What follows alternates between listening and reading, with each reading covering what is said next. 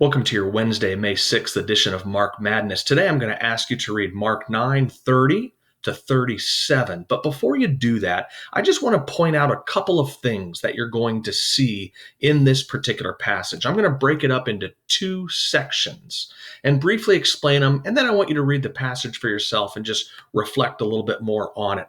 The first section is found in 9:30 to 32. And what we find here is another prediction of Jesus' death.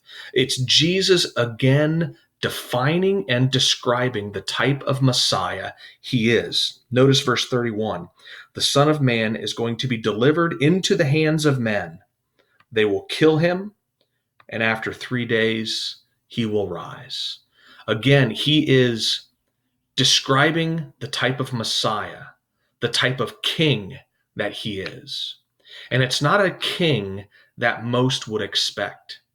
It's not a Messiah that most wanted. What they wanted was a glorified king. What they wanted was a victorious and strong Messiah. What Jesus is one who sacrifices. He remains king and he remains victorious, but not in the way that they expected. Notice verse 32. But the disciples did not understand what he meant, and they were afraid to ask him about it. Again, this all goes back to Peter's confession at the end of Mark chapter 8, where Peter says, "You're the Christ." And Jesus says, "You're right, but don't say anything about it because you have the wrong impressions of the type of king that I am. You have the wrong impressions about the type of Christ I am." They did not expect him to be a sacrificial, serving king, a sacrificial, serving Messiah. But that's exactly who Jesus is. And the second part of this passage shows that that's what Jesus expects his followers to be as well. I'd like you to notice in verse 33 what the disciples are doing. The disciples are arguing, and they're arguing amongst themselves about which is the greatest. You see, they envision following Jesus very much like we envision different aspects of our life, where we long to be at the top. We are competitive and we want to be better than other people. And look, it's not wrong to be good at what we do. It's not wrong to want to be a good athlete or a good musician or a good student or a good worker. There's nothing wrong with that because that can bring God glory. But the problem is when we set everything up as a hierarchy, as a competition. It's me versus you. And I want to be better than you. My goal is not simply to be great. My goal is to be better than you. And you can see how that drives people apart. Not only does it drive people apart, but it keeps us focused on ourselves and our own advancement to keep ourselves moving forward. So they're arguing about who is the greatest. And then Jesus challenges them in verse 35. Sitting down, Jesus called the 12 and said, "Anyone who wants to be first must be the very last and the servant of all." Jesus is flipping cultural norms on its head. He says, you guys think everything in terms of hierarchy, competition, and being better, even at the expense of pushing other people aside.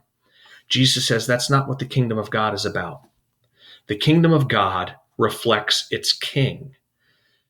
And King Jesus is sacrificial. King Jesus is a servant. King Jesus looks to the needs of others rather than only focusing on his own position and his own status. And then Jesus concludes this section by pointing out a child. Children in this culture had no power. They had no status. They were wholly dependent upon another. And so he says, let me tell you what servanthood looks like. It looks like reaching down and welcoming and loving those who have no power, who have no rights, getting down on their level, not just viewing them as ones to defeat, not just viewing them as ones to make us go up higher in our own hierarchy of greatness. Rather, we'll go down to them and serve them. And it's a beautiful picture because that's exactly what Jesus did for us. That's what the incarnation is about. A helpful supplemental reading to today might be Philippians chapter 2, verses 5 through 11, where we read about Jesus, who was God, in very nature God, but did not consider equality with God something to be used to his own advantage. Rather, he emptied himself. He made himself nothing, and he took on the nature of a servant. That's the king that we follow. And when we follow King Jesus, he wants us to live our lives in that same way. So read Mark 9:30 to 37 today.